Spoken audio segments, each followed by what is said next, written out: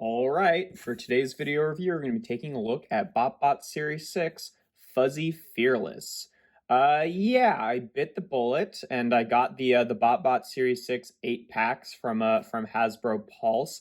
Originally, I was not planning to buy the full set of the 8 packs because, uh, I was looking over the list of like what actually showed up in each one, and I decided that, I could probably get away with only getting 3 out of 4 of those and then supplementing the ones that I wanted with the ones that showed up in the one packs.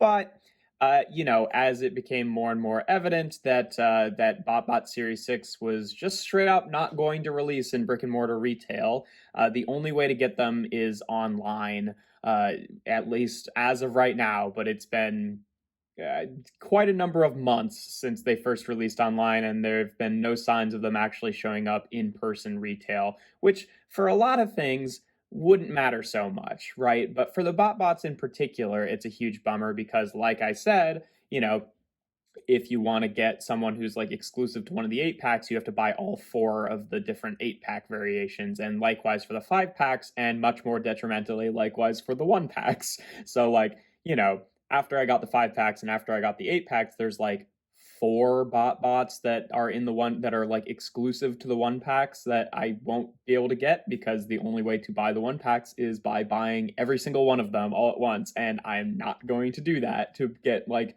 4 BotBots, only 2 of which I actually want.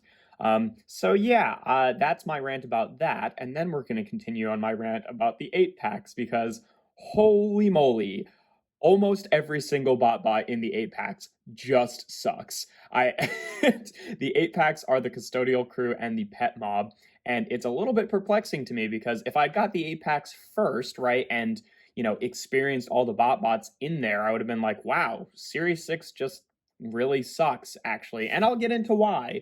But I got some of the Hunger Hubs and what was the other one?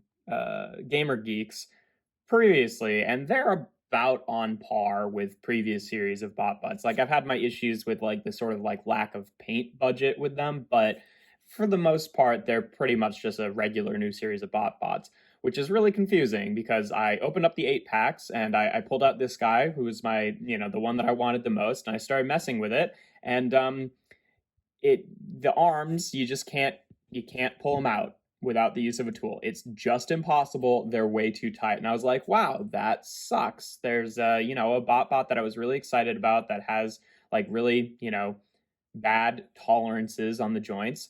Was like, well, you win some, you lose some. Put it down, picked up another one. Same thing. Put it down, picked up another one. Same thing. Put it down, picked up another one. Same thing. Almost every single new mold in the custodial crew and the pet mob has a joint on it that is so tight that you need the use of a tool to actually transform it. Almost every single one.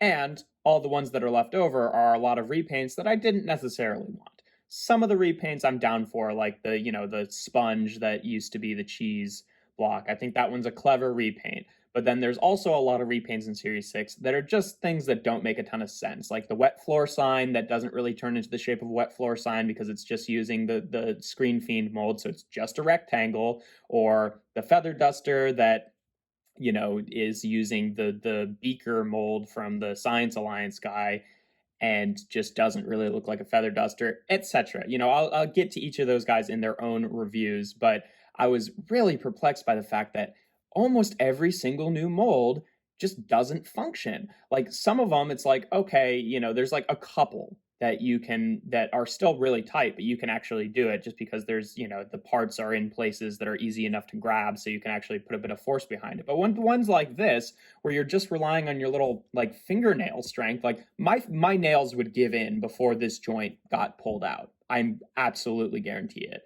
And that really sucks because it feels like there just wasn't the same level of quality control given to these guys as previous series of BotBots. But it's also really confusing to me because that only seems to be the case for the 8 packs and not the 5 packs. So I don't know what's going on there.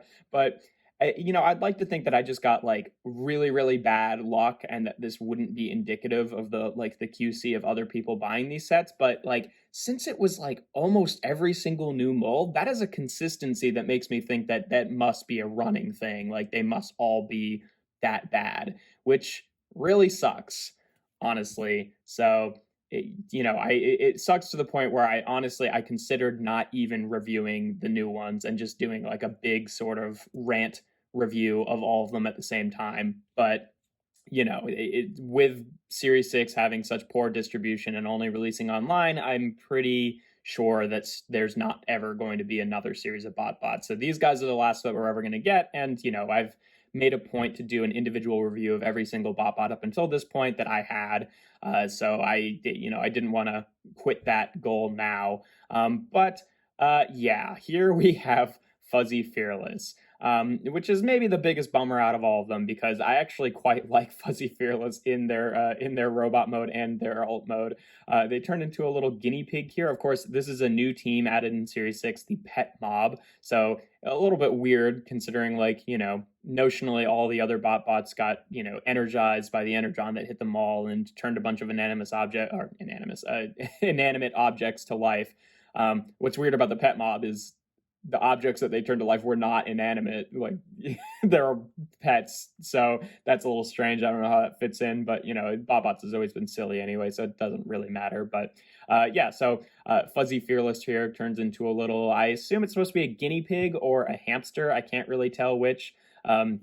I've been thinking of it as a guinea pig, but I could see it being a hamster. But this is just adorable. I love this mode. Like I just think that this is like one of the cutest little BotBots modes. And as a little guinea pig, it's wonderful. Like it's adorable. Like it's got a few panel lines, so you can tell it's supposed to do something. But even just like as a little guinea pig toy, I think it's just really really cute. In terms of transformation, you start off by taking the entire front half of the guinea pig and just rotating it along the spine here, kind of grotesque, and just rotating it up like that. Then you take this back panel and flip it out, and those will be the legs. And then you take this front panel and you flip that up to reveal the face here. And then this is the part that you just cannot do without a tool.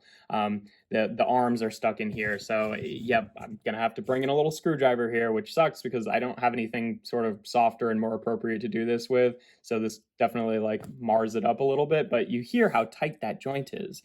Like it's even when you get it out a little bit, you have to still pry further to actually get it. Like the tolerances are just like unacceptable. Like listen to the creaking there. And it just doesn't have to be that way. But once you get Fuzzy Fearless into their robot mode, there they are. And, it's a cute robot mode. I wasn't really sold on this robot mode when we first started seeing images of it, just because, the alt mode was so cute. And this guy's kind of ugly, but it's grown on me a little bit. Again, my regular complaint with Series 6 is I wish that the like previous series, they actually used multiple different colors of paint to pick out the like facial expressions rather than just like one flat color. But it gets a point across. I think it still is a neat looking little robot mode. In terms of articulation, the arms, once they're out, they're just about as tight as any other BotBots joint, maybe a little bit tighter, but nothing to worry about. So the arms can rotate around, and then I guess by virtue of the transformation, they also have a neck swivel there, which is kind of nice. So rating these BotBots is going to be tough because really I think that they should all be 1 out of 5 star BotBots just because they don't function. But with the way that I rated them, with the way I've rated them in the past, robot mode for this one, I'd probably give a 4 out of 5, maybe teetering between a 3 and a 4. I like it. It's just, maybe not as exciting to me as the guinea pig mode. But still pretty good. And guinea pig mode, I'm going to give a full, not just the full 5 out of 5, but that bonus 6th point.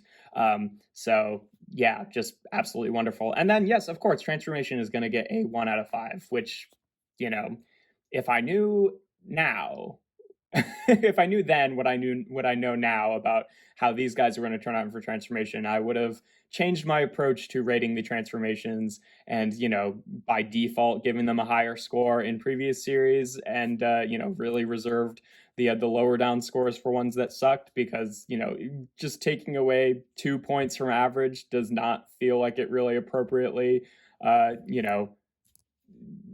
shows how big of a problem this is, because it's, again, almost every single one in the pet mob and the custodial crew has a joint that is just unusable. Some of them are even inaccessible with a tool, which I'll get into in those individual reviews, but that still ultimately ends up giving Fuzzy Fearless an ultimate score of 11 out of 15, which notionally should make them a 3-star bot, again, on that higher end of average, but no, not really. Shouldn't be, because that sucks. You can't transform it without a tool. Like, that's terrible. Like, BotBots were already pushing the line in terms of being kind of like fingernail pains, but the BotBots in this series in particular really push that to a whole new level, which is such a bummer.